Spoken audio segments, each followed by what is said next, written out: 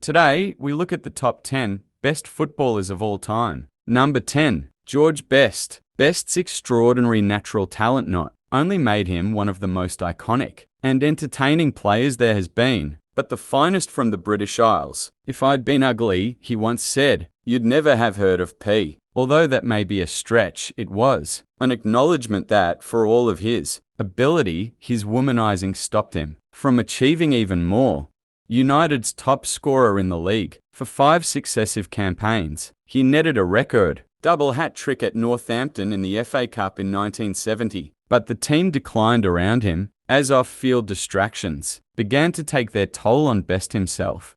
His last appearance for the club came at the age of 27, before he turned out for a random assortment of clubs, among them Dunstable, South African club Jewish Guild, Stockport, Cork Celtic, Los Angeles Aztecs, Fulham, Hibernian, Hong Kong club CB, Bournemouth, and Brisbane Lions.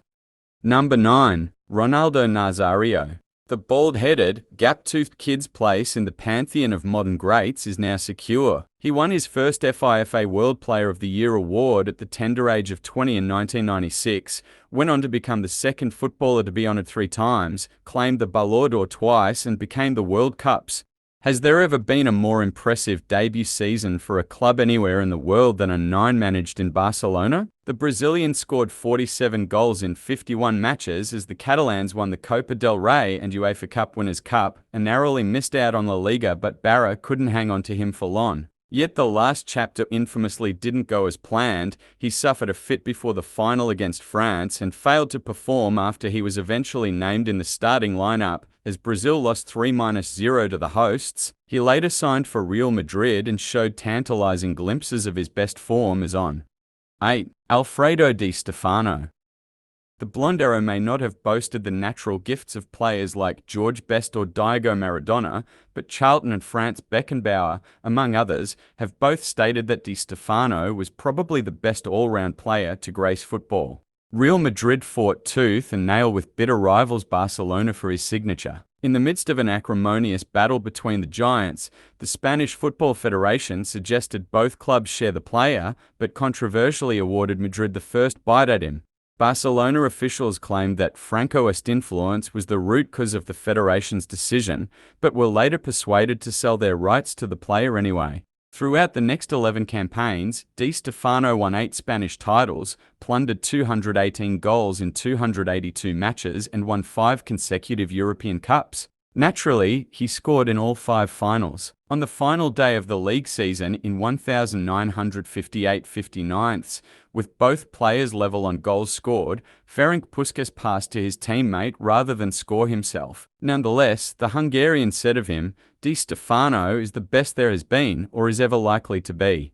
7. Franz Beckenbauer. Beckenbauer was adept at playing in several positions. Originally a centre-forward, he actually made his Bayern debut in the Regionalliga Süd as a left winger, and in his first full season, Bayern won promotion to the recently formed Bundesliga. As Bayern's youth team products blossomed, Bayern Grad. Bayern won a hat-trick of Bundesliga titles between 1972 and 1974, and did likewise in the European Cup between 1974 and 1976. On the international stage, Beckenbauer captained West Germany to triumph in the 1972 European Championship and 1974 World Cup. Like Bayern, Beckenbauer wasn't universally loved and often expressed shock at the aggression displayed towards his team at Bundesliga away games. Aged 18, he was banned from the West German youth team for refusing to marry his pregnant girlfriend, and controversially he was no longer selected. Der Kaiser returned to the Bundesliga in the early 1980s when he led Hamburg to the league title. Naturally, he was a born winner. 6. Zinedine Zidane. There's a common conception in football that the most creative talents also tend to be the least efficient. That style comes at the expense of steel. It's what constitutes the idea of the luxury player. Zidane was the most luxurious player possible, and yet combined it with towering levels of competitive resolve, a heady cocktail of technique, grace, competitiveness, and the uncanny ability to pick his moments with aplomb. For a player whose basic function was to facilitate and create, and who was far from a prolific scorer, he was remarkably decisive, as evidenced by goals in 2 separate World Cup finals and an astonishing winner in a Champions League final for Real Madrid in 2002. But as productive as he may have been, the sense was always that you were watching an artist at work. Most sports people gear their game around what is most likely to bring them success, sacrificing aesthetics and extravagance at the altar of shiny medals. For Zidane, such a compromise was heresy. Success was simply the inevitable result of his on-pitch beauty. 5. Johan Cruyff. 2 months after making his first-team debut, Cruyff met former PE teacher Rinus Michels. Together, the pair invented total football. Wingers and overlapping full-backs kept the pitch wide, defenders were encouraged to bring the ball out from the back if a midfielder dropped to cover the space, and the centre-forward, usually Cruyff, could roam free as Michels' on-field conductor. It worked. Cruyff won 20 major honours, including 3 successive European Cups from 1971 to 1973 before a player revolt had him banished to Barcelona. Part of arguably the best team never to win the World Cup in 1974, the Netherlands lost 2-1 to West Germany in the final, having gone 1-0 up without the hosts touching the ball. Cruyff may not have reached his peak with his national team, but that only adds to his allure. He retired in 1978, aged 31, and refused to go that summer's World Cup. The following year, however, he was back, having lost the vast majority of his fortune in a pig farm venture in Catalonia. 4. Diego Maradona.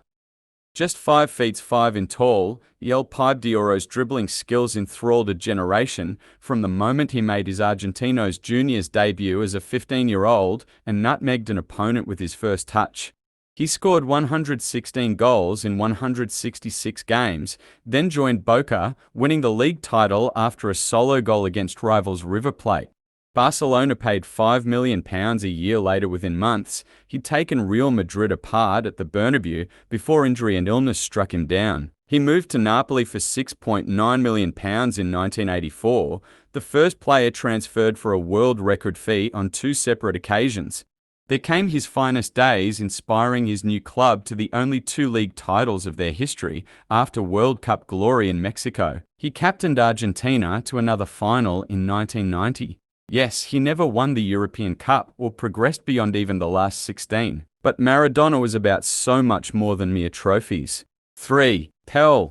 At the age of 17, in 1958, P became the youngest player to feature in a World Cup final. He scored 6 times in Sweden, including a semi-final hat-trick and 2 more in the final. It was to be the first of 3 World Cup trophies he brought back home as an answer to those tears he saw running down his dad's face.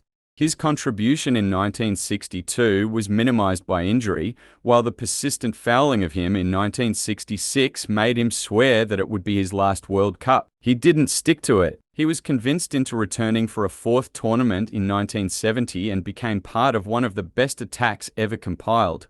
Alongside Tostão, Jairzinho, Rivellino, Clodoaldo and Gerson. While Jairzinho top scored, P added 4 more to his World Cup tally. In the 1960s and 70s, P travelled the world with his club team Santos. In Nigeria, a 2-day truce was declared in the war with Biafra as a way for both sides to watch him play. His impact on the Nigerian football psyche is so huge that when he predicted an African nation would win the World Cup before the noughties, local fans already saw it coming. The Brazilian played his last game for Santos in 1974 and postponed his retirement plans to sign for the New York Cosmos. He was in debt and desperate to recover his finances, so chose to move to the North American Soccer League. After leading the Cosmos to the National title in 1977, he played his farewell game on a rainy New York day. After leading the Cosmos to the National title in 1977, he played his farewell game on a rainy New York day. But how many days he'd brightened before that? 2. Lionel Messi. By now, most know his story, how expensive medicine for a growth hormone deficiency led him from his hometown Rosario to Barcelona, where his 2004 debut started an era of brilliance. He has been voted into the world's top 3 players for 10 years, and in the top 2 for 9. The live-wire dribbler has become a mature playmaker who now dictates play while still proving decisive in the final third. Never has Messi, now in his 30s, better balanced playmaking, dribbling and goal scoring. As Javier Mascherano has said, he is three players in one. You could argue that one of the greatest goal scorers of all time is also the best passer, and you would not lack evidence to support your claim. The best we can do is listen to Pep Guardiola, who said, "Don't write about him, don't try to describe him. Just watch him." 1. Cristiano Ronaldo. Ronaldo has done an extraordinary job of holding back the aging process, scoring 66 goals for Portugal after his 30th birthday to set a new international goal-scoring record and taking his Champions League tally to a record 140. This is a player who's won both the Ballon d'Or and the Champions League 5 times, captained Portugal to their only international trophy, won 4 European Golden Shoes and become Real Madrid's record scorer, netting at least 50 goals in 6 successive seasons. Ronaldo has been a superstar, one of the very finest footballers of all time. No player has ever spent so long at the top.